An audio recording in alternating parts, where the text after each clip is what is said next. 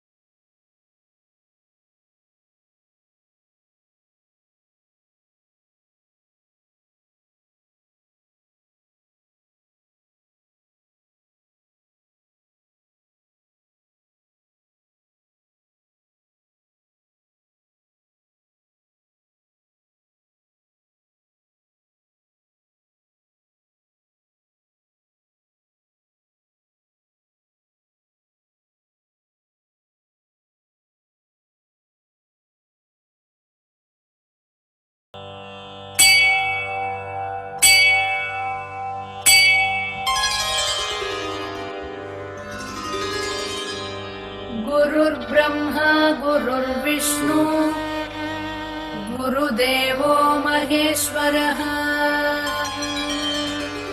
Guru Sakshat Parabrahma Tasmai Shri Gurave Namaha.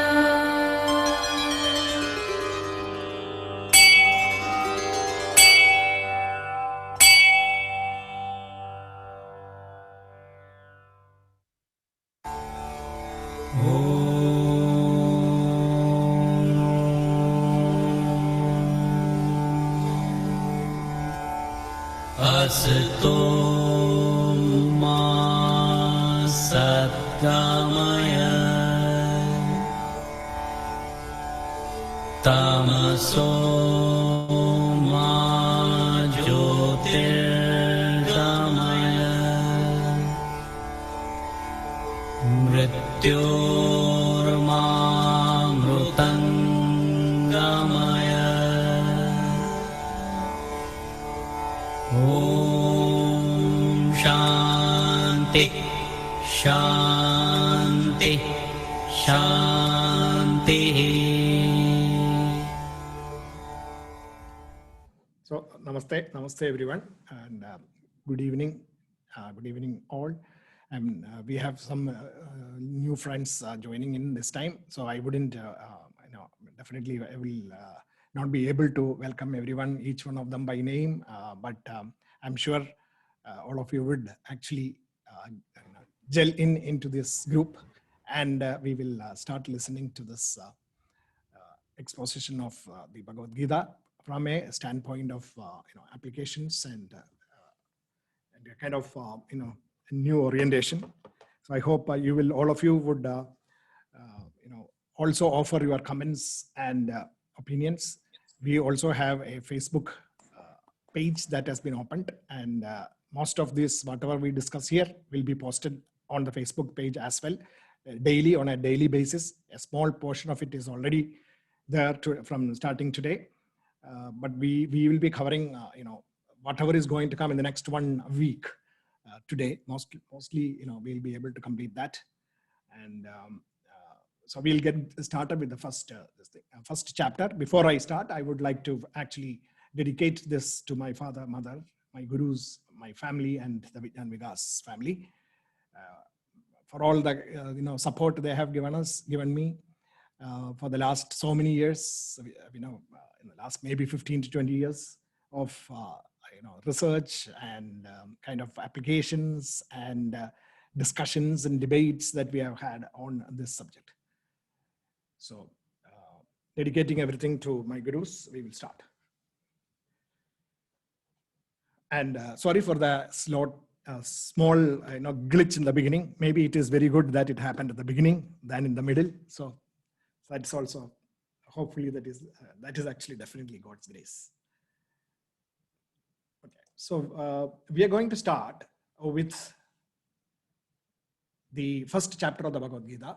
We had in the last week, our family group, VV family group, had a small discussion about some of the Vedantic concepts that we probably will be looking at, which we will again look at in detail, but that was a curtain raiser only. Now we are going to really start off with the first chapter of the Gita.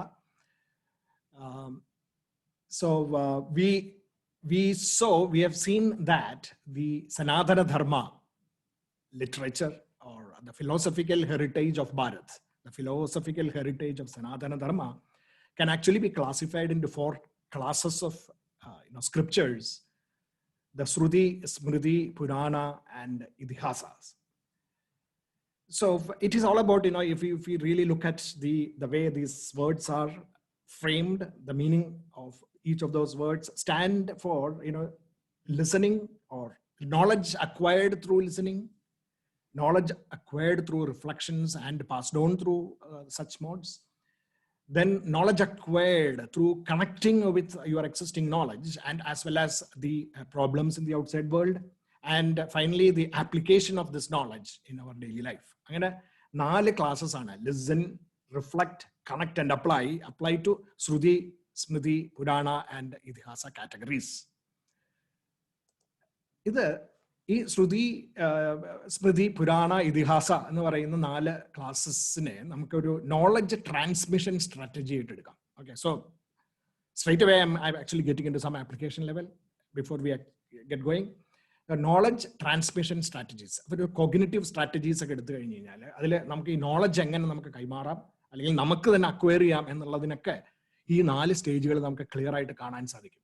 Shruti, smriti, purana and itihasas എന്ന് പറഞ്ഞാൽ hearing, memorising, creating mythologies and itihasas, writing itihasas. These are the four classes of transmission strategies as well. അപ്പൊ നമ്മളുടെ ഈ ഭാരതത്തിന്റെ അല്ലെങ്കിൽ സനാതന ധർമ്മത്തിന്റെ philosophical heritage അത് 4 സ്ട്രീം വഴിയിട്ടാണ് നമുക്കിങ്ങനെ നമ്മളുടെ കയ്യിൽ കിട്ടിയിരിക്കുന്നത്. ഇതിപ്പോഴും ഈ സ്ട്രാറ്റജീസ് 4ഉം ആപ്ലിക്കബിൾ ആണ്, even in our modern world of acquiring knowledge. You can really see this happening. അപ്പൊ അതിന്റെ വേറൊരു ആപ്ലിക്കേഷൻ എന്നുള്ള നിലയിൽ നമുക്കൊന്നും കൂടി ഒരു പ്രാക്ടിക്കൽ ആപ്ലിക്കേഷൻ ഇവിടെ കാണാം. For example, a product development strategy, ഒരു സിറ്റുവേഷൻ ഓഫ് പ്രോഡക്റ്റ് ഡെവലപ്മെന്റ്, പ്രോഡക്റ്റൈസേഷൻ എന്നൊക്കെ പറയുന്ന ക്യാരക്ടർ ഇതിൽ നോക്കിക്കഴിഞ്ഞാൽ initially you look at the 4 stages. It is all about ഒരു പുതിയ പ്രോഡക്റ്റ് ക്രിയേറ്റ് ചെയ്യാൻ പോവാണ്. അതിൽ reading, researching, and listening, meaning actually learning about these things. So read, research, and learn എന്ന് പറയുന്ന ആ ഒരു സ്റ്റേജ് ആണ് ശ്രുതി എന്ന് പറയുന്നത്. And then comes the reflection stage, where you actually reflect deeply on those knowledge, the knowledge sets, or the kind of knowledge that is required to create or innovate a product. Appo adinu vendittulla reflection, deep reflection is involved, whereby so far unnoticed connections between various ideas are connected together, connection through the reflection process. Smriti എന്ന് പറയുന്ന process ആണത്. And then in fact, if you really look at all the product development scenarios in the world, you can see that one of the powerful strategies that we adopt, നമ്മൾ ചെയ്യുന്നത് എന്താണെന്ന് വെച്ച് കഴിഞ്ഞാൽ use case stories ഉണ്ടാക്കലാണ്. അതായത് ഈ product ആരാണോ ഉപയോഗിക്കേണ്ടത്, അല്ലെങ്കിൽ ടാർഗറ്റ് മാർക്കറ്റിൽ അത് യൂസ് ചെയ്യുന്ന ആൾക്കാർക്ക് വേണ്ടിയിട്ട്, അവർക്ക് മനസ്സിലാക്കാൻ വേണ്ടിയിട്ട് അവർ യൂസ് ചെയ്യുന്ന scenarios create ചെയ്തിട്ട് you create stories, use case stories. It may not be real stories, but it gives you an idea. I mean, it will be connected to the real stories, and it gives you an idea of how this product is going to function. അതിന്റെ ഫീച്ചേഴ്സിനെ പറ്റിയിട്ടുള്ള elaboration കൊടുക്കാൻ വേണ്ടിയിട്ട് you create use case stories. This is basically the mythological aspect എന്ന് പറയുന്ന ആ നമ്മളുടെ philosophical ഹെറിറ്റേജിലുള്ള പുരാണങ്ങളുടെ റോളാണ് അത് ചെയ്യുന്നത്, use case stories. And finally the real applications, you build applications, demonstrate it, at the client sites, customer sites, അവിടെയൊക്കെ പോയി അല്ലെങ്കിൽ അവരെ കൊണ്ടുവന്നിട്ട് നമ്മൾ കാണിച്ചു കൊടുക്കുന്നു, ആക്ച്വൽ സിനറിയോയിൽ ഉണ്ടാക്കി കൊടുക്കുന്നു, ആപ്ലിക്കേഷൻസ് ആക്കിയിട്ട്. അപ്പോൾ that is how the productisation cycle works. അതാണ് ഇതിഹാസ എന്ന് പറയുന്നത്, ആസ് ഇറ്റ് ഹാപ്പൻഡ് എന്നുള്ള ആ പ്രോസസ്സാണ്. അപ്പോൾ shruti, smriti, purana and itihasas clearly lays down a cognitive process of knowledge acquisition and transmission across people and societies and generations. അത് ചെയ്യാനായിട്ടുള്ള ഒരു പ്രോസസ്സായിരുന്നു ഇത് തന്നെയാണ് നമ്മളുടെ ആ ഫിലോസഫിക്കൽ ഹെറിറ്റേജ് എടുത്ത് നമ്മൾ നോക്കിക്കഴിഞ്ഞാൽ 3000 4000 അല്ലെങ്കിൽ 5000 കൊല്ലങ്ങൾക്ക് പഴക്കമുള്ള നമ്മളുടെ വേദിക് ലിറ്ററേച്ചറിലും ആ ലിറ്ററേച്ചർ എങ്ങനെയാണ് മനുഷ്യരുടെ ഉള്ളിലേക്ക് ഉപനിഷത്തുകളായിട്ടും ആ ഉപനിഷത്തുകൾ മനുഷ്യന്റെ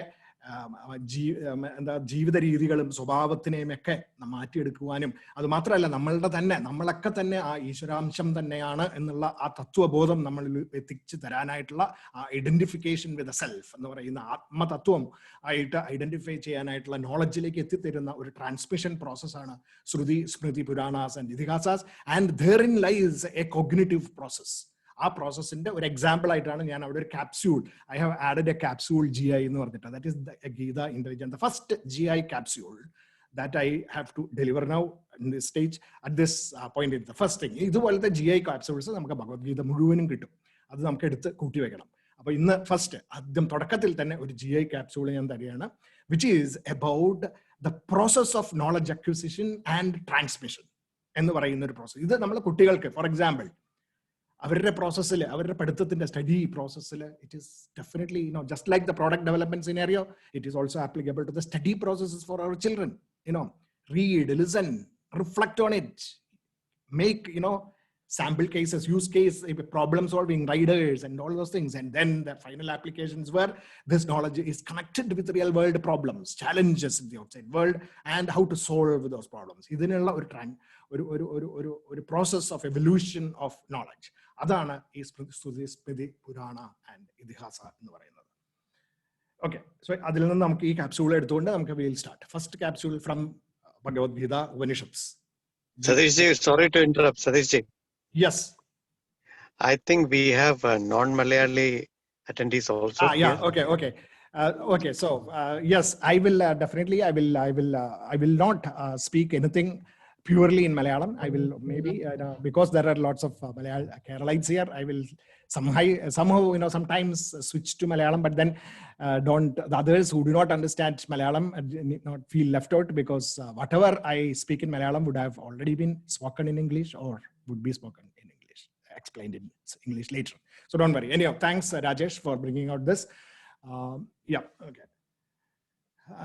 Okay, so that is basically the Shruti, Smriti, Purana and Idihasa concept, from our culture that we need to take, and then we need to map it to our modern strategies and processes of learning for students, children, the learning process for, in an industrial scenario, for product development, etc. All this, these 4 stages can be seen.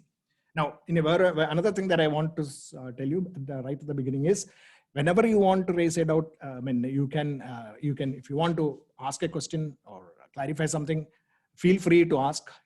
Or there are 3 ways: you can immediately ask, or 2, you can put it in the chat box as a question, and whenever I notice it or somebody brings it to my attention, I will answer. And finally, at the last, after the talk, when we will finish at 8 o'clock, and between 8 and 8:30, you are free to ask questions, and we can clarify. In either of these 3 ways, it is possible. Or there is also a 4th way, which is that you can go to the Facebook pages subsequent days and read through some of the postings that will come every day, and on the Facebook page also you can put it as your comments, and then the discussions can be taken up there also. So there are 4 ways in which we can communicate to each other. Okay, so the Shruti, Smriti, Puranas and Idihasas.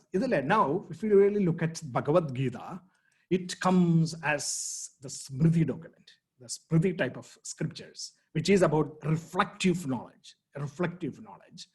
So basically, that reflective knowledge is that knowledge which helps us to really connect with the knowledge, and as well as connect the knowledge with the problem and then apply it to solve issues. Adinu vendittulla core, that the core of what you call the knowledge is the stage of knowledge applications start with the process of reflection. Just by listening or reading doesn't help you. The moment you start reflecting, that is when you start connecting with the knowledge. And then that helps you to actually create scenarios, hypothetical maybe, initially, and then finally the real world problems, solutions. In Bhagavad-Gita, whatever knowledge is embedded in the Bhagavad-Gita, we need to reflect on it and we need to get it into our system and then make fundamental changes to the way we think and we act in this world. That is basically what Bhagavad-Gita, the whole of Bhagavad-Gita, 18 chapters is talking about that. Even in the first chapter, when Sri Krishna did not open his mouth, still there are lots of things to learn from there. And that is basically what we are going to see in the next 1 hour or so. Okay, so we will straight away get going. The first 10 to 11 slokas are all about Sanjaya narrating the war scene to Dhritarashtra and Duryodhana then assessing and evaluating the capabilities of the Kauravas. So Dhritarashtra is asking Sanjaya initially about what is happening in the war field, battlefield, Kurukshetra, and where the determined, tough fighter Duryodhana, he says that Duryodhana is now going around and trying to take measure of his side, and he was also seen speaking to Drona, etc. And the strengths and capabilities of his side and also the opposite side are assessed. So Duryodhana also initially felt a bit uncomfortable seeing all these powers on his side as well, on the other side, and but still he pulled himself up to fight because he was driven by arrogance and selfishness and all those kind of qualities, and so he was ready for the battle. So that 11 slokas, if you look at the 11 slokas, there are lots of things, an analogy is lying hidden in this. Sanjaya means the triumphant. Look at the meaning of these words. Sanjaya, the triumphant. Dhritarashtra, the firmly rooted empire.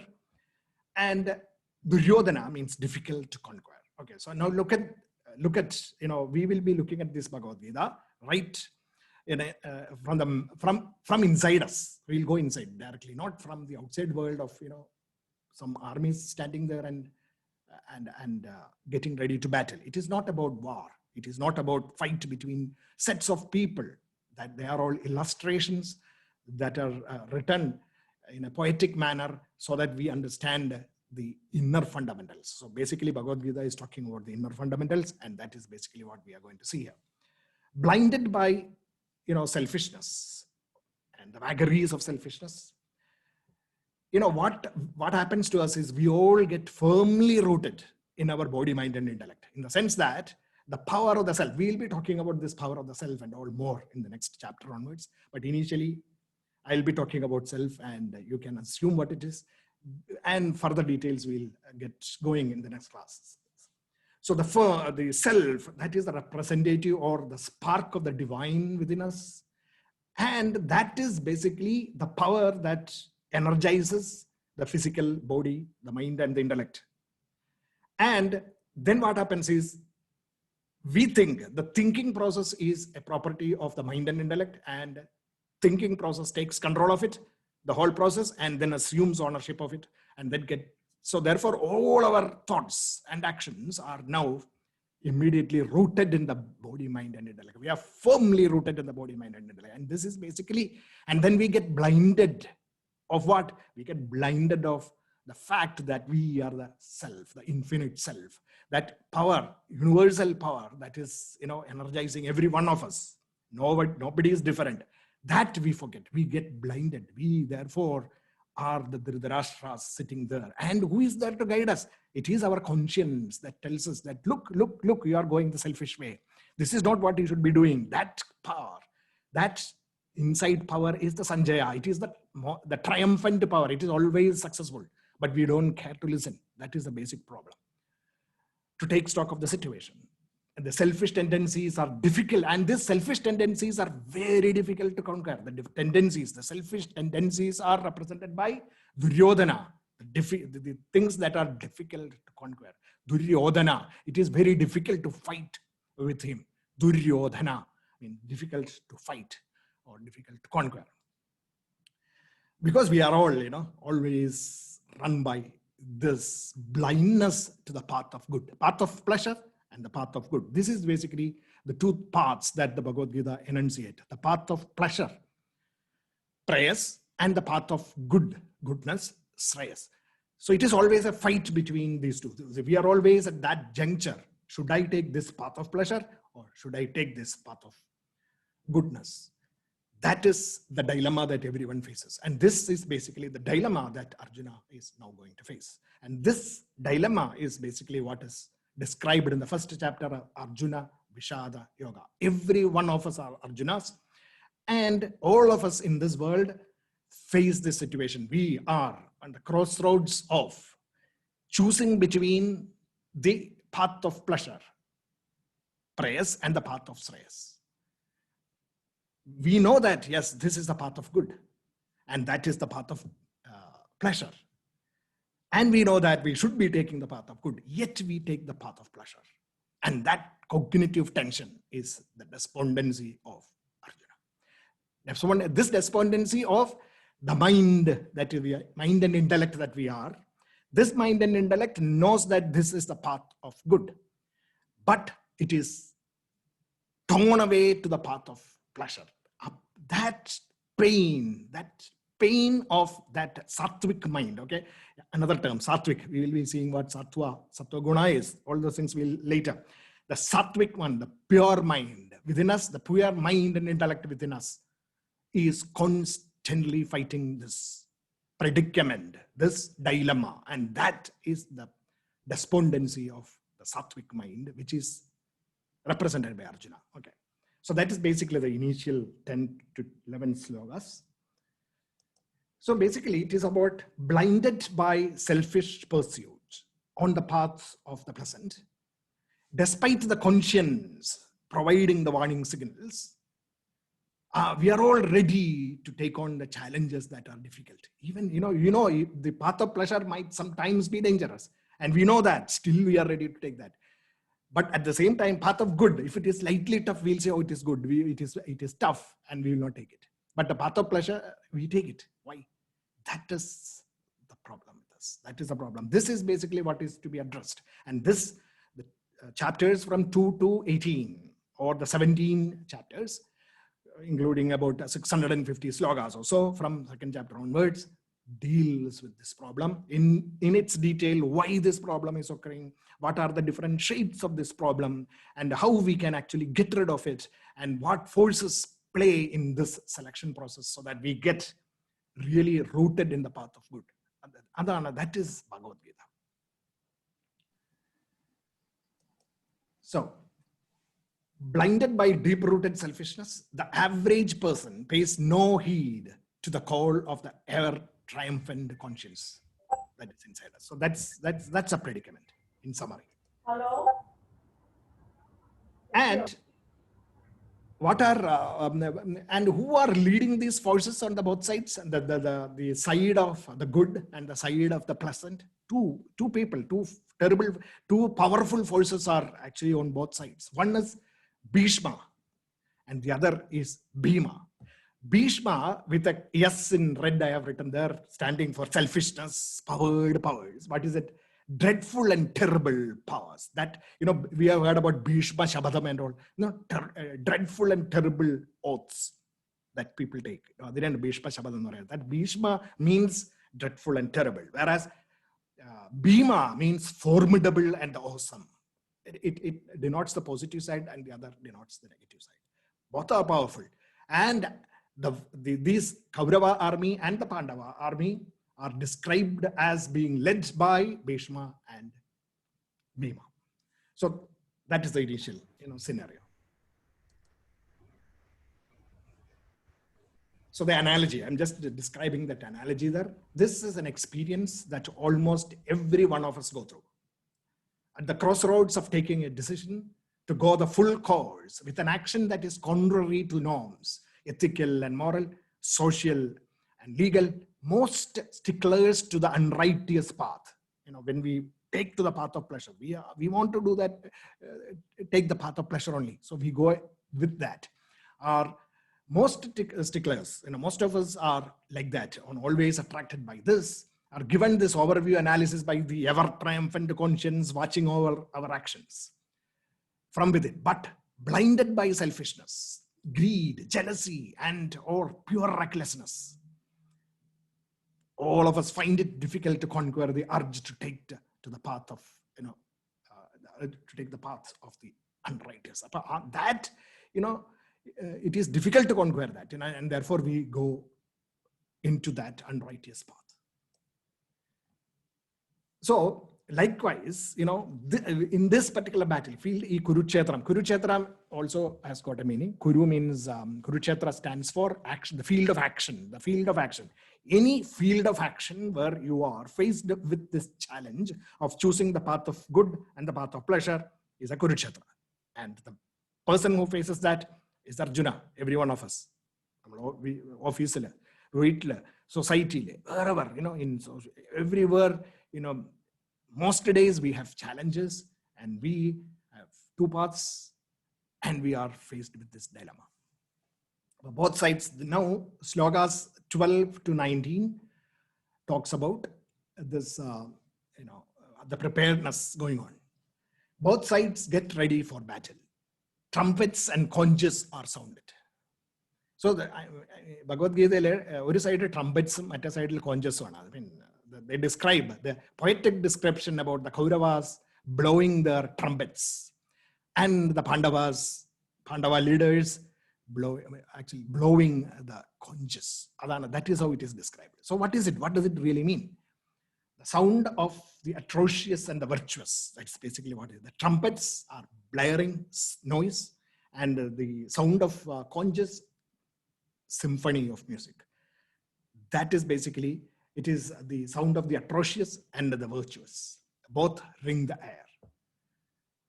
So, on the Kaurava side, everyone creates they actually blows their trumpets, buffalo horns and all such things, items. And on the virtuous side, the conches, the leaders are Krishna, blowing the Panchajanya, Arjuna, the Devadatta, Bhima, Paundra, Yudhishthira, Ananda Vijaya, Nagula and Sahadeva, the Sughosha and Manipushpaga. These conches in the period another Panchajanyam, Sri Krishna and Panchajanyam, Devadattam, Arjunanda, Bhima, Paundra, and Bhimanda, and Ananda Vijaya is the conch of Yudhishthira, Sughosha is the conch of Nakula, and Manipushpaga is the conch of Sahadeva. These are blown by the Pandava side. And both sides start blowing, one of conch, the tumultuous sound rend the heart so determined, making heaven and earth resound. So that's how it is described from 12 to 19. So what does it mean? That these conches of virtuousness sounded consternation in the minds of the unvirtuous, whose cacophonous blaring of trumpets and buffalo horns only helped raise the impetuousness and arrogance of the opposing forces. See, sound Kaurava's side, they were actually getting agitated and they were getting more and more ready for the war. They were, in fact, getting restless. So that is basically what is happening, and then actually draining their energy during that process itself. So, now look at the application point of view. Expectations and efforts expended in selfish pursuits are extraneous. That is, you are looking at extraneous things, extraneous motivations. That is what drives, that is what is the expectations are all about. We look at outward things for, for us to do things. We are motivated by external, benefits that we get from our actions. Inspiration, opposite of expectation is the inspiration. You are not actually being motivated by something from the outside world, but rather by being inspired. Inspiration derived from selfless pursuits are intrinsic motivations. The cacophony of this buffalo horns and such other noise-making things are equated to the cacophony of expectations. The expectations come and go because of your desires, selfish desires, greed, anxiety, etc. And the symphony of inspiration. When you are inspired to work, you are not even looking outside. You are being powered by a, what you call as a synchronous force from within, the self helping you to accomplish and reach heights of perfection. That is the symphony of inspiration. So it is a musical thing, whereas the other one is a cacophony of noise. So that is basically why the poet has described the trumpets and conches as the warning music or noise that was sounded by the Pandavas and the Kauravas. So intrinsic motivations, understand that. So one thing that we have to learn from this is that intrinsic motivations integrate the body, mind, and intellect and inspire to provide harmony in life. That harmony is the music of the conch. That is actually the music of Om in our culture also. Au and Ma. Okay, we will talk about that later. But it is represented by that Shankar, the music of Shankar, the conch. So what is the analogy here? When we are powered by virtuous goals and inspired motivations, that is inner motivations, the resulting forces of creativity, productivity, and enrichment, that is the outward results of such inspirations, combined with the inner skills, capabilities, and strengths that our body, mind, and intellect acquires, are sure to provide the right note of warning to the opposing forces of, who are the opposing forces? The negative dissipation of energies in the form of arrogance, impetuosity, urge for instant gratifications, evilness, lethargy, negativity, and the various modifications of these frivolities. Okay, these negative qualities, they are represented by the Kauravas, the 100 in number, and the Pandavas, the good forces on the other side. So this war is now happening between these forces right inside us of creativity, productivity, etc., that we can actually acquire, and through knowledge acquisition, through practice and getting dexterous in our capabilities, and through refining our mind so that we are focused on doing something good. These are the mental qualities that give us perfection, that take us to perfection. Whereas the other dissipating energies of evilness, anxiety, anger, and jealousy, and all arrogance, etc., all these forces which dissipate our energies are on the other side. So this is the fight between them. All this is happening in life, for each one of us, for our children, everyone. If you really look at it, in every instance in our lives, every day, if you look at it, we can see that these things are happening. Now we'll actually see another analogy, which probably you may not have noticed, may not have read also, but look at it. We will look at these five conches, very important, actually 6 of them, including Krishna's.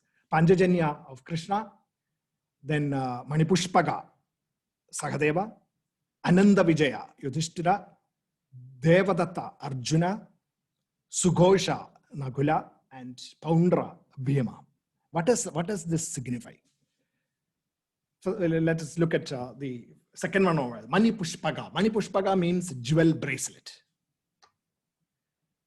This jewel bracelet, and then followed by Ananda Vijaya, unending victory. That is Yudhishthira's conch. Devadatta is meaning God-given. That is Arjuna. Sughosha, pleasant sound. That is Nakula. And Poundra, the powerful or the terrible. That is Bhima. The names of these conches signify that particular, the quality of it. So this jewel bracelet, if you really equate this, this is basically our body. Our body is being described here. The music of our body, in the sense that the capabilities of our body, of the different layers. In Vedanta, there is this Panja Kosha Viveka, describes the 5 koshas. As the outward, the outermost is the Annamaya Kosha, the Pranamaya Kosha, Manomaya Kosha, Vijnanamaya Kosha, and the Anandamaya Kosha. That is from the outside. And from here, from the top down, it is Anandamaya Kosha is the jewel bracelet that is covering this self. The infinite self inside is covering this the first layer that covers is called as the jewel bracelet. Sahadeva's, and represented by Sahadeva's conch. Anandavija, unending victory of Yudhishthira. It is about righteousness of results and goals, which is a product of our intellect. Vijnanamaya kosha, righteousness of results. Devadatta, God-given. God-given is the, all the productive skills and capabilities that we possess of the mind and intellect. Again, productivity of skills and capabilities. Devas, these are all represented as devas, and we will see that more of these in the subsequent chapters. Devadatta, God-given, that is Arjuna's. And Sughosha, pleasant sound, is the efficiency of performance resulting from physiological efficiency. And that is the Pranamaya Kosha, represented by the Pranamaya Kosha. And Poundra, the power and the strength and the skill sets of the physical. And that is represented by Bhima, of the physical capabilities. And that is the Poundra. That is why it is called as the Poundra. So all these 5 layers, when they integrate together, when they integrate and they work in resonance with the 5 of them, working in resonance with or in frequency within in a sonorous frequency, or in when they, in unison with the inner power of the self integrating these 5 layers, Panchakoshas, that is Panchajana, that is the Panchajanyam, the sound of the self. The music of integration of the body, mind, and intellect with the self is the Pounda. Okay, in the story, you can see that actually it is said that Panchajana is a sponge that was made out of the bones of Panchajana, the demon, the ocean demon, who Krishna met when he went to Varuna's capital under the ocean in search of his guru, Sandipini's lost son. And when he met, and then, he killed this Panchajana and then powdered his, apparently it is powdered bones of, the conch made of the powdered bones of Panchajana is called as Panchajanya. But then what it signifies? It signifies the total integration of the BMI, body, mind, and all the 5 layers, include from the physical, the pranas, the manos, mind, and the intellect, all these layers, and the ananda, even the vasanas and the memories, everything together, integrating them together to get the Panchajana sound of integration of the BMI. That is the 6 conches on the Pandava side, on the righteous side, and each one of us have this, the capability to sound these conches. If we are able to actually sound these conches through our body, physical body, through our pranas, through our mind, intellect, and the memories, then we have an integrated personality. And then the joys of the self will be the result, and perfection is the outcome. This integration, this blowing of these musics is basically what is to be achieved. And that is exactly what is going to be described from the 2nd chapter onwards to the 18th chapter, the strategies, the tools, and the techniques, and the reasons for not doing that. And therefore, refining our mind, etc. And the understanding of the intellect is basically what Krishna attempts through the chapters 2 to 18. All the 17 chapters are going to give you this integration. So that is the reason why it is introduced. These conches are introduced as that from the Pandava side, and not just blaring of some physical devices, but it is a representation of the music that is emanating from within us. So these intrinsic motivations are represented by the joys of the self, and the joys of the self we will be seeing in 2nd chapter in detail. The joys of what are the joys of the self, and how does this joy of the self reflects in the physical world? That we will be seeing in the 2nd chapter.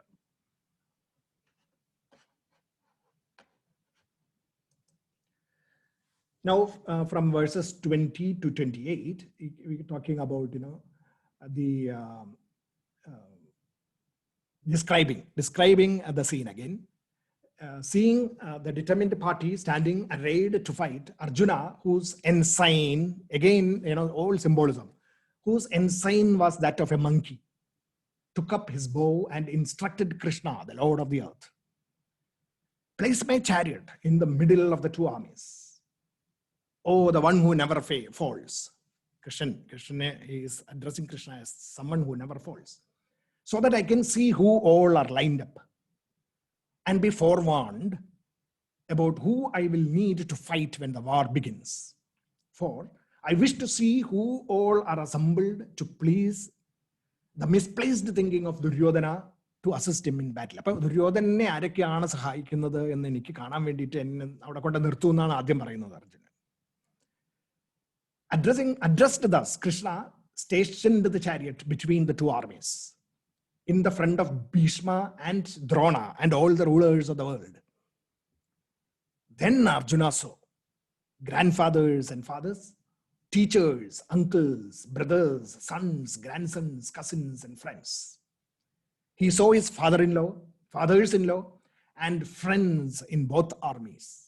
Arjuna was filled with deep pity. Seeing the kinsmen arrayed to fight, he was overcome with sorrow and addressed Krishna. So basically, now the confusion starts. Initially, he wanted to take stock of the situation because he knew what was going to happen. And then suddenly, when he saw the actual challenge, he was chickening out initially. We'll look at that symbolizations. It is said that Arjuna had an on sign of that of a monkey on his chariot. Now let us look at the mind and intellect. Mind and the gross intellect is represented by Arjuna here. And let us look at the qualities of the mind. We will be seeing this again in detail in chapter 5, 6. By the time we reach 6th chapter and all, we will see this.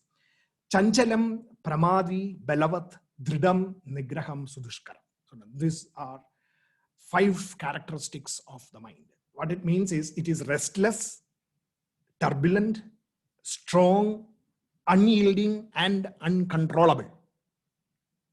These are the qualities of the mind. For example, in Malayalam, there is a saying, there is a phrase called Markada Mushti.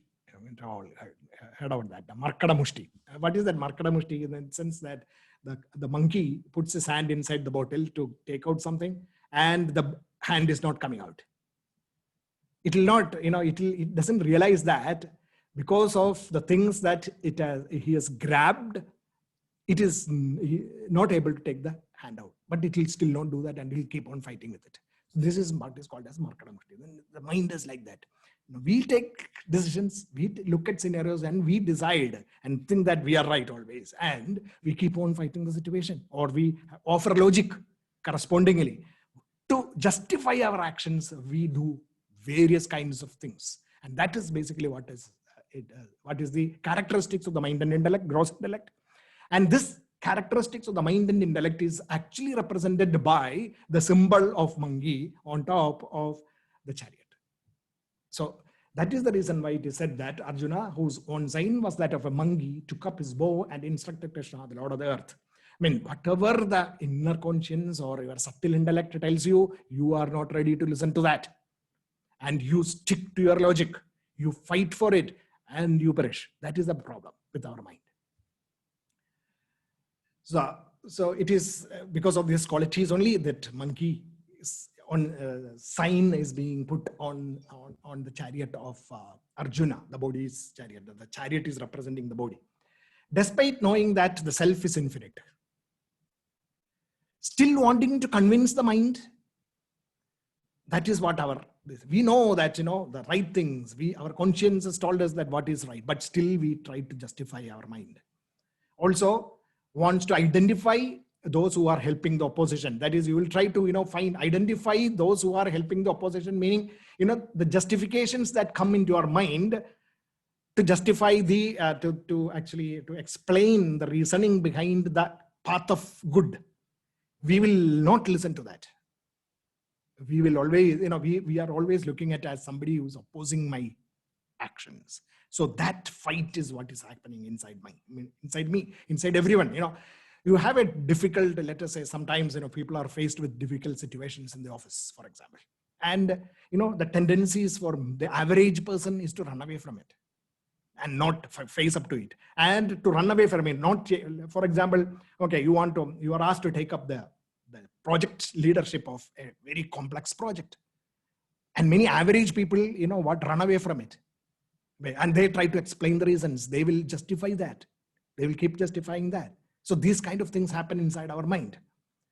On seeing the opposition, the mind is troubled. On seeing the challenge, the complexities of the problem, the mind is challenged. And we forget the self. The power of the self right inside us, the infinite power of the self right inside us, the ruler of earth, the lord of the earth, meaning infinite, omniscient, omnipotent, and omnipresent self that is right inside us is capable of energizing my body, mind, and intellect to win any laurels for me as well as the outside world. But still, we keep running after the mind, thinking that I am incapable, I am not sufficient, necessarily, I do not have the necessary resources to get involved in this challenge. That belief takes me back. And this is basically what happened. In fact, one of the examples which I have, many of you would have often quoted this. Many of you may know this also. Our Abdul Kalam, our ex-president, and who was a scientific advisor to the Defense Ministry and all previously, APJ Abdul Kalam. And I had the great opportunity to actually interact with him sometimes back when I was in DRDO. So he was talking to us once, and he was telling about how the missile problem was running into trouble in the research. One of the research teams working in Indian Institute of Science, they were running into trouble because the US government had embargoed, one supercomputer purchase, and their simulation studies were halted because the current hardware in the institute was not enough to run that, because it takes more than something like 3 months continuous running. Then only the simulation will be ready. But if we have the supercomputer, then probably it can be done in 3 or 4 days. That was the reason why the system was ordered. But then the US government found that it was for the defense purposes, even though it was going to the institute, and they put a hold on it. And this created lots of problem in DRDO as well as this research team in Indian Institute of Science, and they were complaining. And Abdul Kalam Ji came, and APJ Abdul Kalam came, and then he actually motivated everyone. You know what he did? Basically, this is basically what is the mind stuff. He said that the solutions to your problems are not in the hardware coming from the West, but that is it's in your mind. And they got the point later, and then they actually devised better algorithms. Algorithms are a product of the mind, and they devised efficient algorithms which actually solved the same problem in about 3-4 days time of running the computer, the existing computer, and the missile program went on. And then the rest is history. You know that this happened in 1986-87 period, almost something like 30-35 years back. And here the thing is that the power of the infinite inside us is capable of producing the best out of your mind and the intellect. The mind and intellect is limited. Yes, it is limited. But then it can overcome these limitations from the inner force itself. Nothing from outside is required. This is the message that APJ Abdul Kalam gave those students and the professors in the Indian Institute of Science. And they came up with powerful algorithms which resulted in India making those great missiles. And similarly, so many other things are there in the outside world. You can see how the power of the mind and intellect can be expanded by the power of the self inside us. And that is the message of the Bhagavad-Gita. This Bhagavad-Gita is going to teach you how to tap this infinite power of the self, so that the limited body, mind, and intellect can expand and rise out of comfort zones and break free from the limitations. So this breaking free from the limitations is the moksha that we are going to attain in the 18th chapter, Moksha Sannyasa Yoga. And that expansion of your body, mind, and intellect, breaking free of all the shackles, is basically what Bhagavad-Gita is going to teach us. And at the beginning, the mind and intellect, gross intellect and the mind, is now getting enmeshed in these limitations. And therefore, the despondency comes. That is Arjuna's despondency. And this is basically the first chapter, the Arjuna's despondency. So, the identification with our body, mind, and intellect, and therefore all the logic, etc., and then justifying all those things, and also condemning yourself as being incapable, and therefore escaping from the situation, is the quality of the mind, because of it being chanchalam, pramadi, balavat, dridam, and nigraham sudishkaram. So that this identification, justification, condemnation, and escapism is our problem, is the despondency of our mind, Arjuna's problem. We always justify. We come up with some logic and then we identify with it because it is our limitation of the mind and intellect. And then we justify that through logic, that later on, if you actually go other way and then look back, you will actually see these justifications as jokes, and then condemning yourself and also escaping from the situation. So this is the predicament of Arjuna. So then Arjuna says, my limbs fail, my lips are parched, my body quivers, my skin burns, unable to stand, my mind reels, I see bad omens, hallucinations and helplessness, fear, anxiety, shame, and so many such qualities are now overpowering his mind and the intellect. And he does not want to fight because of that. So he is actually now coming up with lots of logic also that we will see in the next section. But this is the condition described in verses 29 to 37. So when, now let us look at little bit of science also here. When love, fear, anger, anxiety, etc. are strong, and we have, it has been actually categorized that our minds, emotions fall into any of these 8 different types of emotions. 8 types of emotions: love, fear, anger, disgust, shame, sadness, surprise, joy and excitement, love and trust. These are the 8 emotions that come over our mind. And there is a middle, it's not exactly the middle, but there is a middle path emotion, which is the surprise emotion. The surprise emotion really separates 2 types of emotions. One is the upper ones, fear, anger, disgust, shame, and sadness, called as survival emotions. And the bottom 2, joy, excitement, love, and trust, are called as the attachment emotions. These are separated by what is called as surprise. The surprise element can actually sway on either side. It can create fear and anger, or it can also create joy and excitement. Surprise element. It can be positive and it can also be negative. So we have to, it depends on how we actually are able to channel this surprise. Okay, so that we're not going to the psychological details of it, but what is important here is that when love, fear, and anger are equally strong, that is bottom side and the top side. In Arjuna's case, this was true because for him, fear, anger, disgust, shame kind of things overpowered him after seeing the army. And the other thing, on the other side, he also found his grandsire, his gurus, his teachers, his cousins, uncles, the love for that relationship.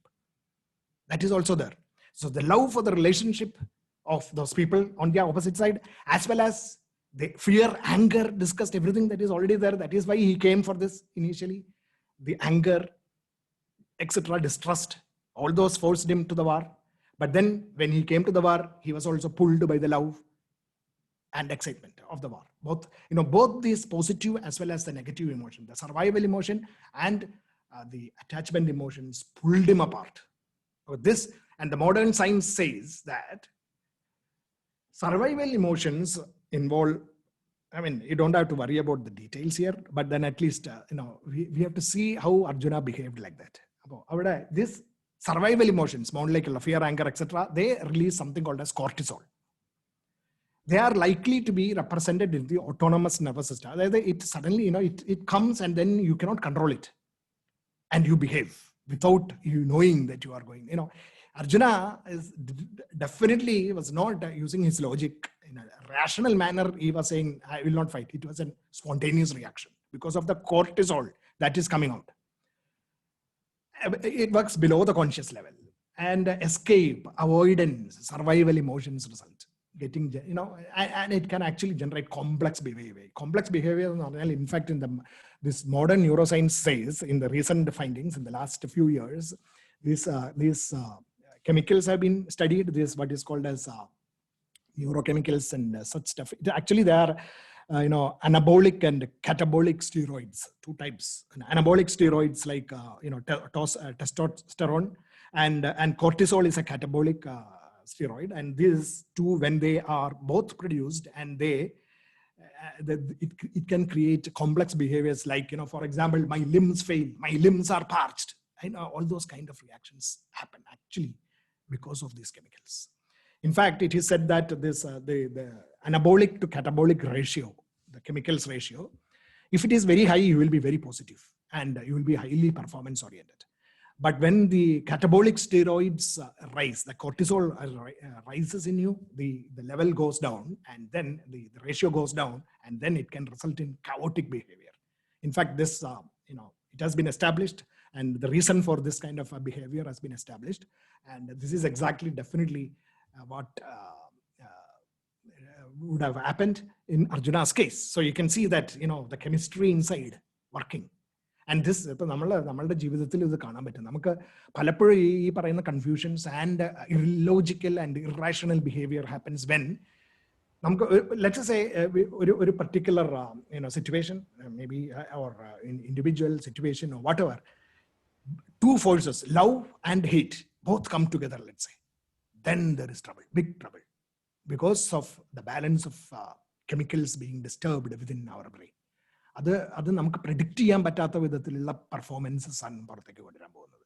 ആ balance തെറ്റാണ്ടിരിക്കാനായിട്ടുള്ളത് എന്താണെന്ന് വെച്ച് കഴിഞ്ഞാൽ, basically the love, excitement, joy, and that survival, the attachment emotions need to be maintained always, so that, and the cortisol levels should be reduced, and anxiety, fear, shame.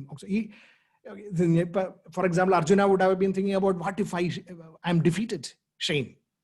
What if, and all those colossal people, fear. And also the indignation of all the sufferings that they have suffered, anger, all this are there. And then the love and the other emotions are also coming up.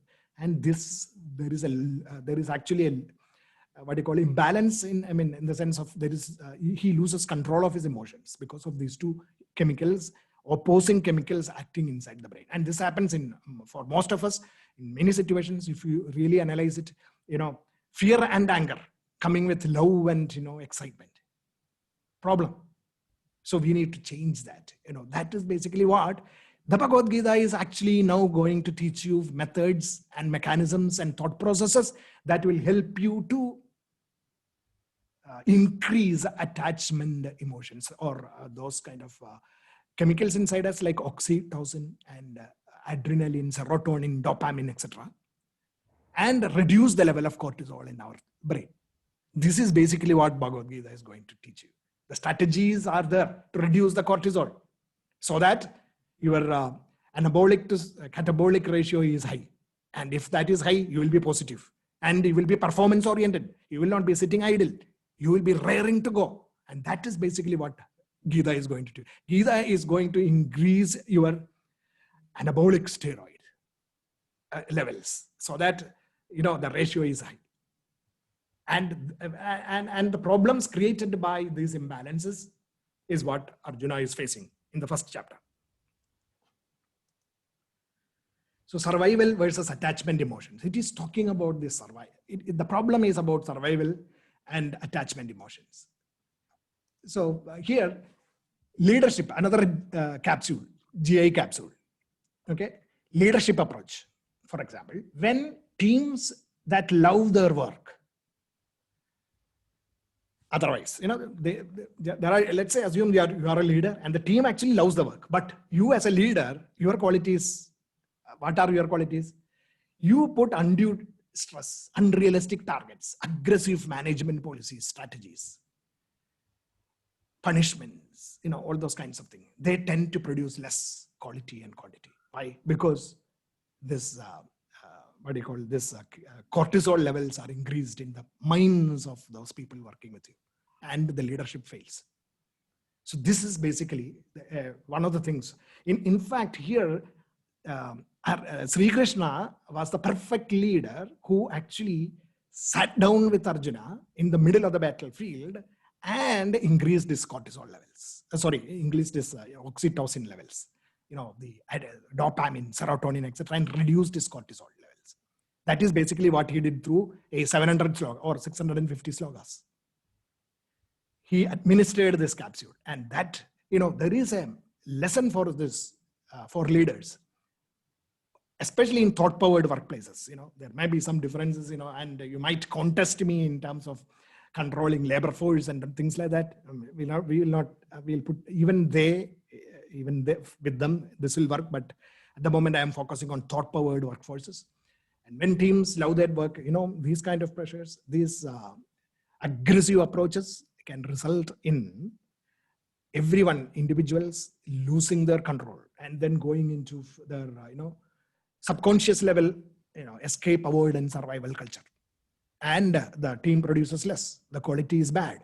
So that is one of the things that we should understand from the first chapter, despondency of the challenge. How does this challenge occur?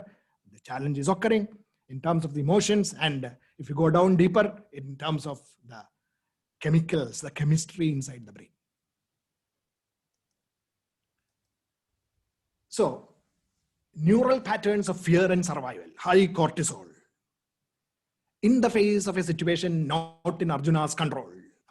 Arjunante control illata, low serotonin, low dopamine, testosterone കുറയുന്ന ഒരു condition. ആ ഒരു സിറ്റുവേഷനിലാണ് അർജുനൻ ഈ കൈയൊക്കെ വിറച്ച് ഗാന്ധീവം നിലത്ത് വെച്ചത്. That he was trembling and he put down his bow. Why? Because of this neurotic condition. That could have happened because of the chemistry that was happening inside the brain. So then he started talking about why he should avoid the war. Border on the logic of escapism. That escapist tendencies came into the front. And what was his logic? Okay, he gave a lot of logic. That is actually from 32, 35 to 39 up to 43, 44, slogas 44. And I have actually depicted that, which I will post. And you can actually look at all those logic that he applied. He said that war is about killing others for dominion, for the power that you acquire through it, wealth and the pleasures. So why? It is sin to do that. Therefore, don't do it. And war also destroys families, because all the men are fighting, and therefore all the men in the family will die, and only left the families will be left with only women and children and the old aged. So physical loss is there, psychological loss is there, financial loss will be there. Unity and peace in the family will be lost, and therefore in the society. It will ruin family cultures and value systems inside the family, and therefore unrighteousness will prevail in society. And because of unrighteousness, impurity in women, meaning, actually it is the impurity of licentiousness in society. So exploitation of work, unrighteousness, the weak people, that is unrighteousness. The licentiousness in society is what is called as impurity in women, by saying that is what is meant. And there will be chaos in social order. And in the sense that, it is described as thought admixture. That is, the capabilities to think, etc., will be completely dethroned. And that is thought admixture, mixing up of low-level thoughts and higher-level thoughts and all those things. So there is no demarcation between higher-level thoughts and lower-level thoughts, contamination of the whole thought processes. And ingratitude will be rampant in the society. Cultural and heritageal degradation, etc., will be the result. And such like that, the communities are lost. It kills societies and destroys the nation. And therefore, families and people remaining will have hellish experiences, and hellish experiences are like the sin. The hellish experiences result because of the sins that we commit now. So don't do it. So he was talking about, that we are pleasure seeking through the war. We are of impure intellect, and there will be thought infirmity, that creativity, productivity, business and skills and all will be lost, and there will be mediocre living. That is basically why we should avoid the war. That is Arjuna. And now, actually, this was a problem that Arjuna faced. Here, if you look at the positive forces and the negative forces, the virtuous goals, inspired motivations, creativity, productivity, enrichment, skills and capabilities and strengths, resulting in cooperation, sustainability, sacrifice, devotion, accept and move forward, all those kind of good qualities. And on the negative side is the adharmic and unvirtuous goals, selfish motivations, creativity, productivity, fractiousness, skills, capabilities, and strengths are used for those kind of negative things. Arrogance, impetuosity, instant gratification, evilness, lethargy, negativity, all those result. And Arjuna is now saying, in the positive forces, the positive side itself, these things will happen. But that is not now. Actually, what is happening is these things will happen only if the war is not taking place, because they have already been suffering. Kauravas were doing all this in society, and the Pandavas were driven out, and the atrocities committed on Pandavas and the righteous people by the Kauravas was completely being forgotten by Arjuna. So he was actually getting mixed up in his logic. That is basically what why that chapter describes his logic. Arjuna's delusion can be easily traced to his summary of the outcomes of a war. The effect that he outlined as a result of the war, of these opposing positive and negative forces, is exactly the outcomes that will result from not waging a virtuous war. This is basically what happens. When we actually are faced with negative challenges, we come up with our own logic. And then we justify all those things. And that logic of justification is something that is going to create a lot of problems for us. So that is what is illustrated by Arjuna's predicament in the first chapter. So the dilemma is of the predominance of negative emotions, of greed, jealousy, anger, hatred, distrust, and shame, the negative ones, with love, excitement, and trust. That is the positive energies, positive forces. When A predominates, that is the negative emotions predominate, it is very difficult for B to express positive things to come up. It's very difficult. So it is all about result orientation versus goal orientation. Expectations, because of the result orientations, expectations come up. Result from selfish tendencies and produce A. The expectations are the result of the tension. That creates cortisol. And inspiration, when you are inspired, we don't look at the results.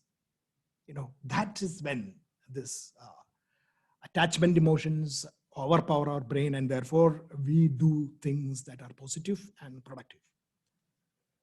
And there are situations when combined strength of A plus B, both emotions come into our mind, that can create emotional turbulence. Emotional turbulence result in delusions of all kinds. That is what Arjuna was actually undergoing, that kind of an emotional stress. That is described in the first chapter. So identification, justification, condemnation, and escapism result, and situations get out of control. Judgment suffers and becomes irrational.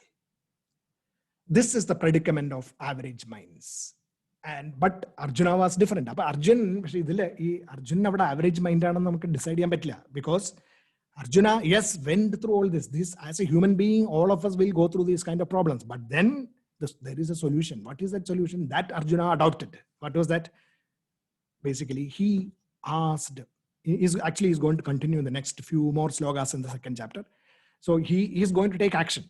And that is the kind of action that we all should take instead of running away.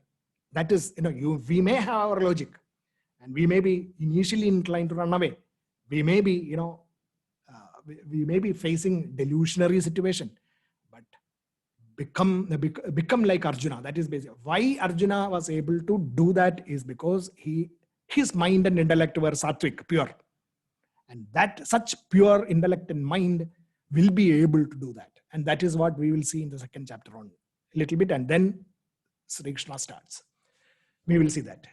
He was a sattvic mind. Arjuna was a sattvic mind. So the despondency of the challenge, the Arjuna Vishada Yoga, can actually be described as the despondency of sattvic minds when faced with unsavory situations. നമുക്ക് ബുദ്ധിമുട്ടുകളും ചാലഞ്ചസും ഒക്കെ face ചെയ്യുമ്പോൾ കഴിവുള്ള മനസ്സുകൾ അതിൽ ഉണ്ടാവുന്ന ബുദ്ധിമുട്ടുകളും അത് ഇനീഷ്യലായിട്ടുണ്ടാവുന്ന ഒരു ഒരു ഒരു കോഗ്നിറ്റീവ് ടെൻഷൻ പുൾ അല്ലെങ്കിൽ വിഷമങ്ങൾ, ആ വിഷമങ്ങളാണ് അർജുനന്റെ, അതായത് നമ്മളുടെ എല്ലാവരുടെയും, നമ്മളൊക്കെ അർജുനന്മാരാണ്, നമ്മളുടെയൊക്കെ പ്രോബ്ലം, ആ പ്രോബ്ലംസ് സോൾവ് ചെയ്യാനായിട്ട് the problems of this despondency of this mind is going to be solved by the wisdom of Bhagavad-Gita, which starts from 2:11 onwards. 11th sloka from the 2nd chapter onwards, Sri Krishna starts.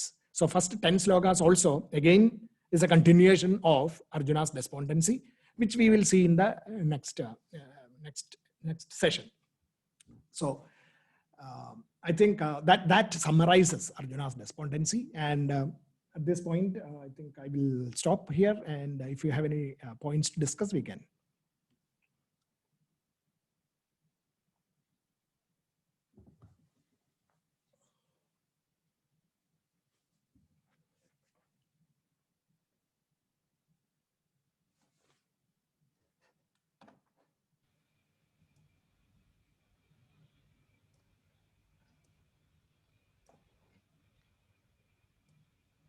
Sadhiji? Yeah, yes, Satyan. Satyan? Yeah, I'm Satyan here. I just want to look at that slide where you mentioned about Bhishma and Bhima, because always it's completely contrary to my mind of, the image I have in mind of Bhima and Bhishma, what is appearing there actually. Okay, yeah. Always, because we have been talking about Bhishma having, such courage and self willpower and everything, and then Bhima seen mostly in a different manner all throughout the stories. Yeah, so that is one of the things that I wanted to emphasize here. The way we look at that is because we always look at as individuals in the outside world, the grandsire, the old man, and the Pidamaha. We are looking at the outside world. Now here, what I am talking about is the representation. These Bhishma inside us, the Bhima inside us. What did Bhishma do? He, having known that these Kauravas are bad, in the sense they were not doing right things, still he was on the side of the Kauravas, isn't it? Why? Because he had taken that terrible oath that he will side with them only, that kind of thing. So this is the mental attitude that happens within us when we are, some people who are doing, let's say somebody who is somebody is going to take bribes. Can you imagine the tussle that is taking place inside him? At that time, somebody inside him is telling, the Bhishma inside him, telling that, look, I am vowed, I will have to make money, then only I can prevent my family. So I am going to do this. That kind of a force, the terrible force inside us, the dreaded and the terrible force of what is called as, this, taking the bribe, for example.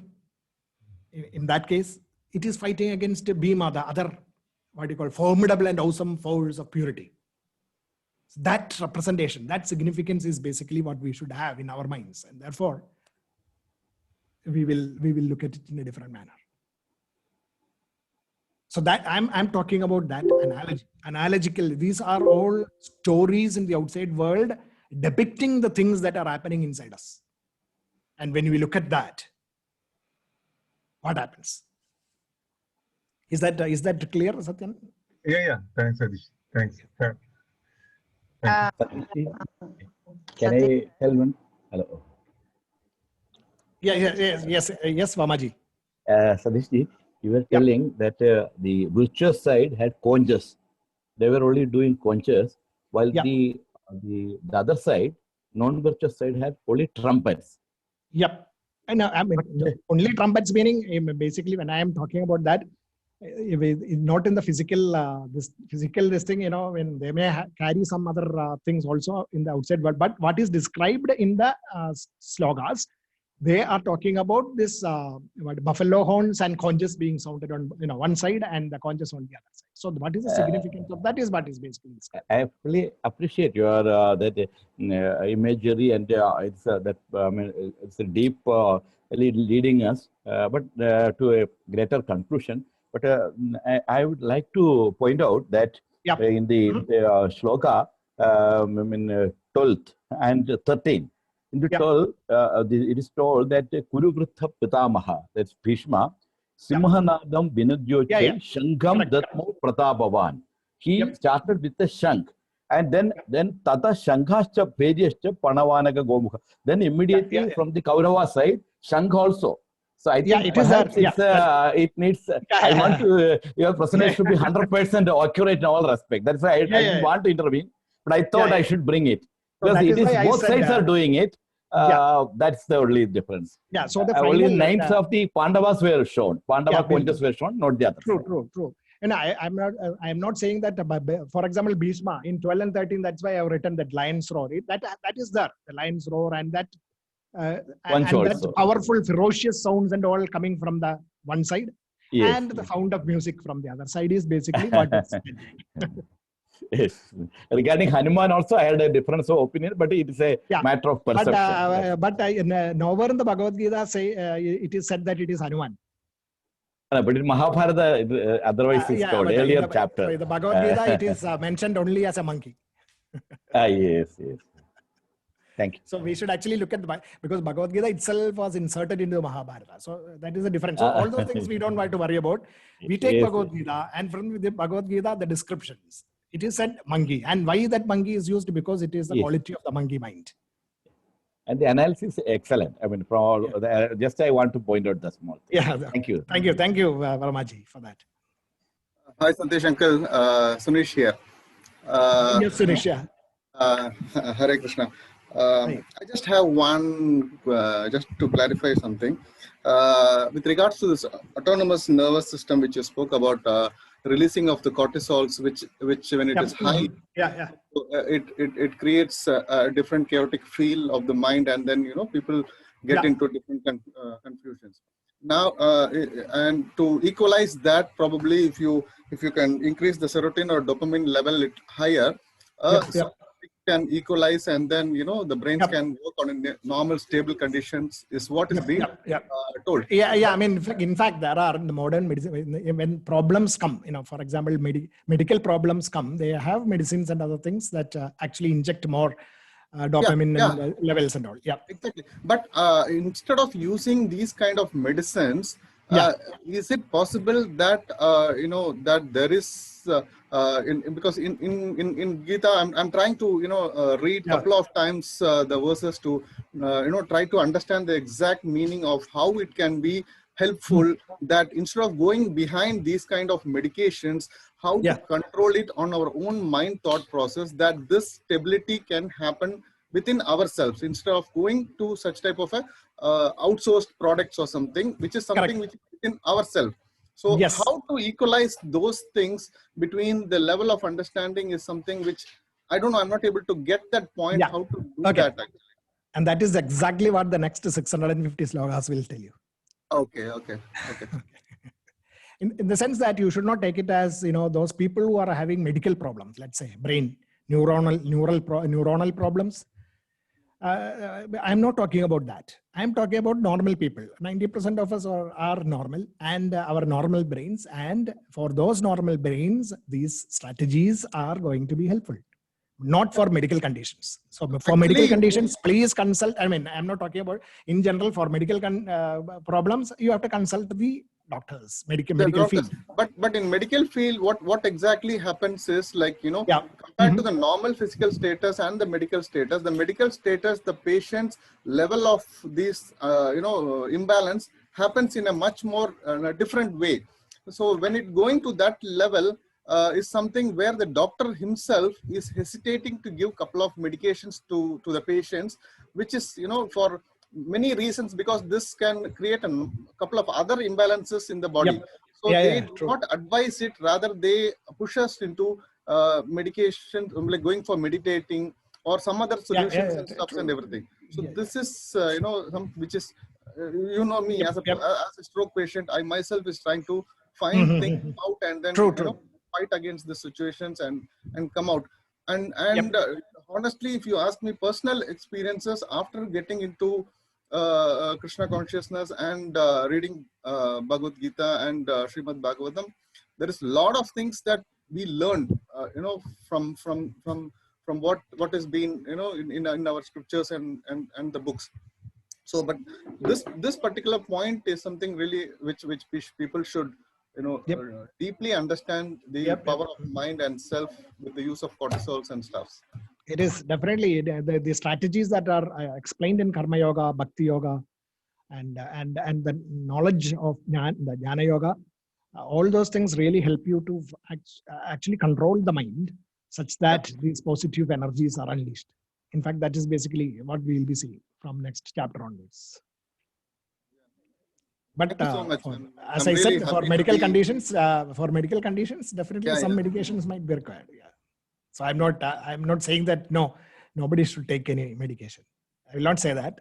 But normal sense. It's just a knowledge, people should know that everything is not medicine.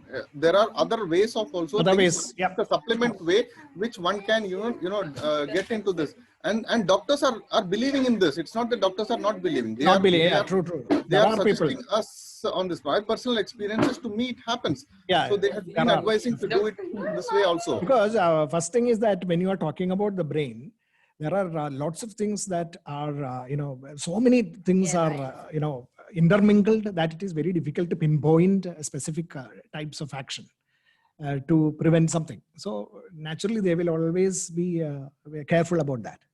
True.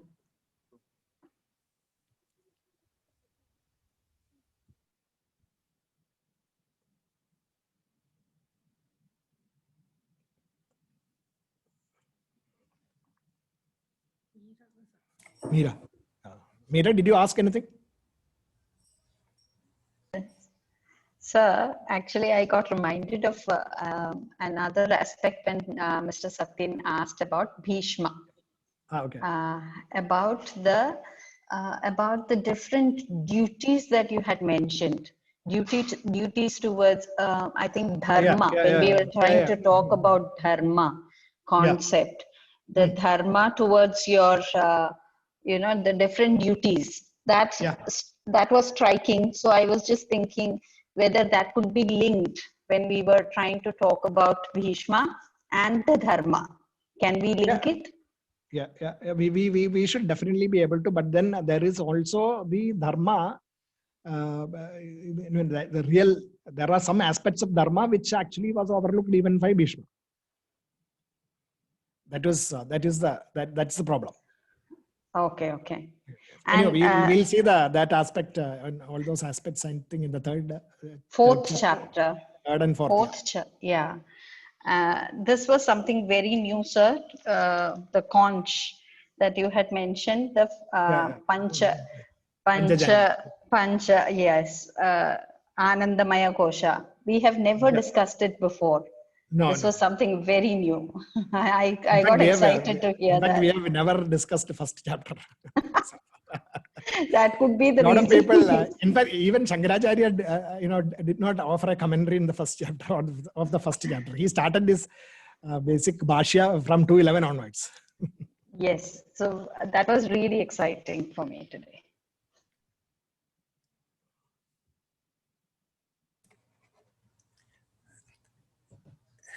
Hari Om. Anand here. Yes, Anandji. Yes, Anandji. Yeah. So I was just, hearing Varmaji telling regarding this, that 11th and 12th sloka. Yeah. Mm-hmm. See, actually, if you look at it in the 11th sloka, he's telling all together in one sloka. That means, the moment Pitamaha started, all of them started together. Correct. And that made a mess out of the whole thing. Yeah. Whereas, in the other thing, he's describing in about 4 or 5 slokas, each one of them. That Each means, one of them. Yeah. if you can analyze it, maybe after Krishna, he did it. So maybe, this is how I was just relating to your explanation with the mind's thing. I would also look at it maybe just now when you mentioned that way, it suddenly struck me that the command and control structure in the Pandava army and the Kaurava army, maybe that is also a little bit unstructured in the Kaurava side and Pandava side, because your explanation, logic and other thing to support negative activities is often unstructured. We just come up as afterthought, we come up with a lot of logic to support our negative and bad thinking. Correct. So when you are going the way of corruption, for example, let us say, you might. I've seen a lot of corrupt people explaining their reasons for taking bribes. Correct. There may not be any proper structure to it. Probably that is what is, those you can analyze that way. Yes, true. Actually, that's a good thought. It just came to me because, they have described in 4 or 5 slokas, whereas the other one is only on 1 sloka, Yeah. In fact, actually 3 slokas for Krishna, Arjuna and Bhishma and Yudhishthira, and then in 1 sloka, the Nagula, Sahadeva and I think Yudhishthira also. That way it is combined. Correct. So there are 3 or 4 slokas for Pandavas and 1 sloka at the end. Again, we don't have to actually look at all, those nitty-gritties. We are only looking at the overall, symbolization. Correct. Sometimes it is better not to split the hair. No, it just came to my thought, But what you pointed out, I think it is also talking about the command and control structure. Correct. In our mind when dealing with negative thoughts and positive thoughts. Correct. Yeah, probably that is the reason why the positive thoughts are more of a symphony and the negative thoughts are a cacophony. That's correct. Now regarding Bhishma, if you really look at it, after the Chitrangada and those 2 children are dead, there was no point for him to hold on to his woe at all, Was it necessary for him? You could have just, okay, fine, the situation is changed. He could have, so that means still he stuck to it. Still, still he is stuck to it. So that is basically why, we always talk about this Bhishma Shapadam.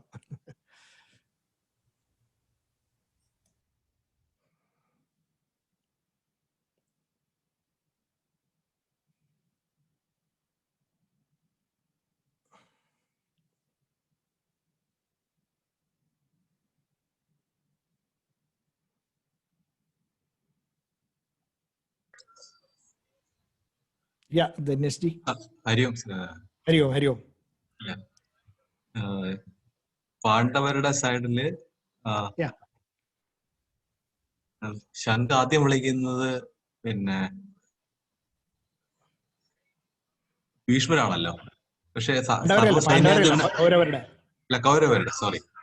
പക്ഷെ പാണ്ഡവരുടെ സൈഡിൽ നിന്ന് വിളിക്കേണ്ടിയിരുന്നത് പിന്നെ ദൃഷ്ടദ്യുമ്നാണല്ലോ ശരിക്കും. പക്ഷെ violate ചെയ്തുകൊണ്ട് ഭഗവാന്റെ ശംഖ് മുഴങ്ങുന്നത് എന്തുകൊണ്ടാണ്? അതായത് നമ്മളെ ലോജിക് എന്ന് വെച്ചാൽ ഐ എം ഗോയിങ് ഇൻസൈഡ് നമ്മുടെ ഉള്ളിലേക്ക്. In fact the first motivation that should actually power all our actions should be the motivations for the joys of the self. ഇന്ന് ആത്മതൃപ്തിക്ക് വേണ്ടിയിട്ടുള്ള കോൾ ആയിരിക്കണം ആദ്യം വരേണ്ടത് നമ്മുടെ ഉള്ളിൽ നിന്ന്. And when that comes, everything else falls into place. That is the symbolization that I can think of. Now all our motivations are geared towards this atmatripti and not the satisfaction of the BMI. അതുകൊണ്ടാണ് against war rules. Yes. That actually shows. ശ്രീകൃഷ്ണന്റെ പാഞ്ചജന്യം എല്ലാത്തിനെയും control ചെയ്യുന്നതായിട്ട് കാണുന്നതാണ് നമുക്ക്. Definitely that is basically what we should be doing.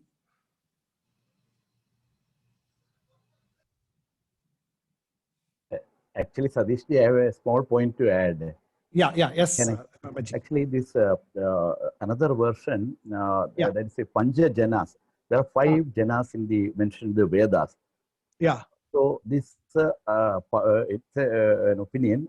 Some scholars is that the Panchajanyam will represent that Vedic spirit which Krishna represented, I think. I mean, that's one way of seeing it. Correct. So that's, I mean, it's a fight for dharma, and from dharma onwards. So later this Asura and all came, but this is another significance. True. That is true. The other one is the born out of Panchajana.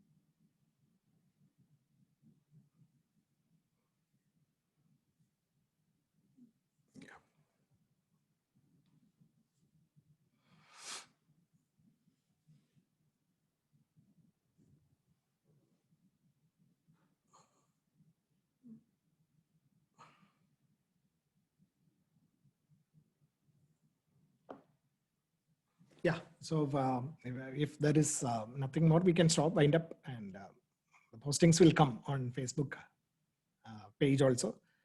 If there is anything more, we can discuss there also.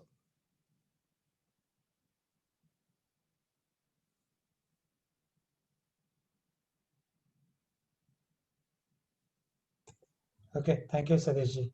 Thank you very much. Thank you, Sadishji. Thank you. Bye-bye. Very obsessed. Thank you, sir. Thank you, sir. Thank you. Bye-bye. Thank you, Sadishji.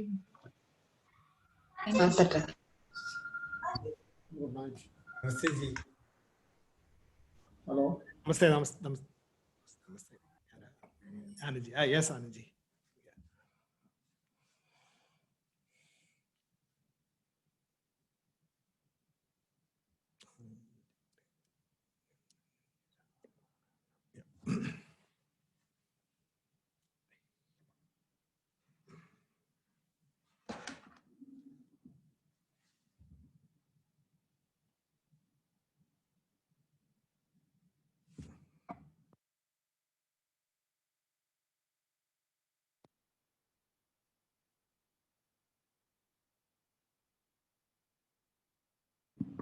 Hello.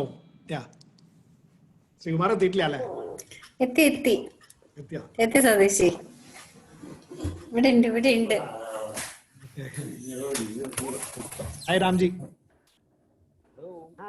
Good evening.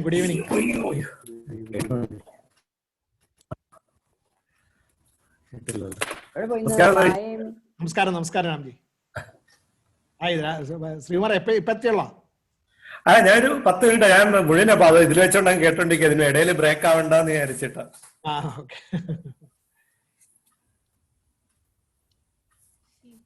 Seetal. Hi, how are you, Seetal? Long time no see. Congrats, Seetal. Congratulations. Thank you. Thank you. join ചെയ്യണ്ടേ? ഇനി class 2 നവംബറിൽ തുടങ്ങും. അപ്പൊ ഇപ്പൊ ഒരു break ആണല്ലേ? അതെ, long break. Second നവംബറിനാണ്. അതെ. Hello Bindu aunty. ഹായ് മോളെ. How are you? സുഖം മോളെ, കുഴപ്പമൊന്നുമില്ല. കുറെ നാള് കണ്ടില്ല മോളെ. അതെ, I was a little busy here and there. So what are you taking? ഇപ്പൊ എന്തായിരിക്കും കോഴ്സിന്റെ പേരെന്തായിരിക്കും? ഇപ്പൊ MSc Forensic Science ആയിരിക്കും. പിന്നെ സെക്കൻഡ് ഇയർ ആയിരിക്കും സ്പെഷ്യലൈസേഷൻ. 2 years അല്ലേ? അതെ എവിടെ അഹമ്മദാബാദ് അല്ല അഹമ്മദാബാദ് അല്ലേ? അതെ ഗാന്ധിനഗറില, അഹമ്മദാബാദ് അല്ല, ഗാന്ധിനഗർ പറഞ്ഞിട്ടൊരു സ്ഥലത്ത്. റൂറൽ ഇൻസ്റ്റിറ്റ്യൂട്ട് അല്ല മറ്റേ എന്താ ഇൻസ്റ്റിറ്റ്യൂട്ടിന്റെ പേരെന്താ? NFSU, NFSU, national forensic science university.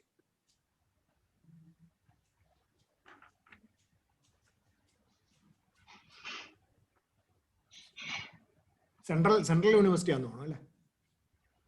അതെ, ഇപ്പൊ അവര് നാഷണൽ ആക്കിയത്. ഇപ്പോ റീസെന്റ് ആണ് അവര് GFSU മാറ്റിയിട്ട് NFSU ആക്കിയത്. ഇപ്പൊ ഗുജറാത്ത് ഇപ്പോ നാഷണൽ ആക്കിയവര്.